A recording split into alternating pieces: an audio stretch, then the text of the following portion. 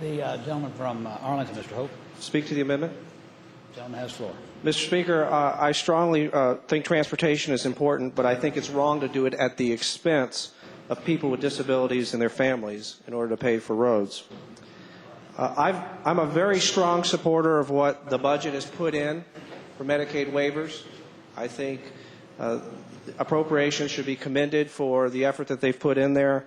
375 ID waivers, 270 DD waivers, and what we just voted on, 100 waivers for training centers.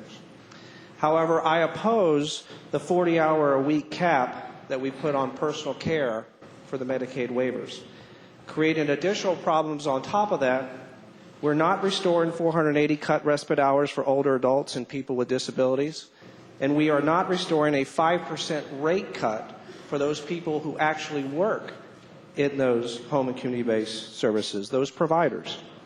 This will end up, Mr. Speaker, this will end up resulting in more institutionalization of people who are currently receiving Medicaid waiver services. This is the exact opposite way we should be going. Now, I got the opportunity to speak to a lady named Dorn Vanessa Samuel. She's from Fauquier County. She was up here visiting.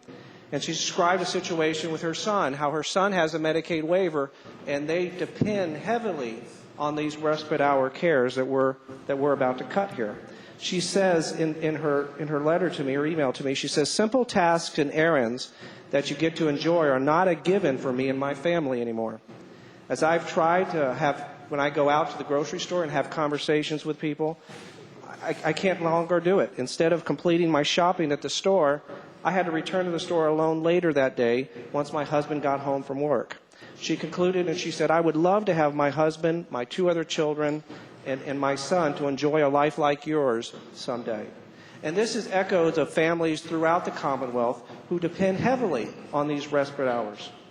Mr. Speaker, ladies and gentlemen of the House, everyone has talked about a report, an investigation that the Department of Justice is ongoing, looking at our training centers and how we have our waivers and our home and community-based services. It's coming out any day now. We know it's coming. We almost know what it's going to say based on what's happened at other states.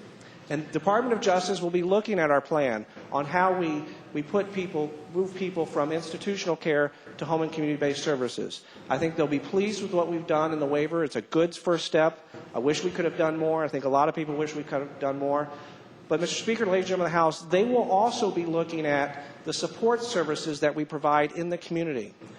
We are going to, in passage, if this amendment passes, we're looking at a two-way street. We're moving people out of institutional care and putting them in the community, but we're cutting services for community-based care. And I believe this will result in having people end up being more people in the institutions. And I think it will be a zero-sum game. So for those reasons, Mr. Speaker and ladies and gentlemen of the House, I urge you to reject this amendment. Thank you.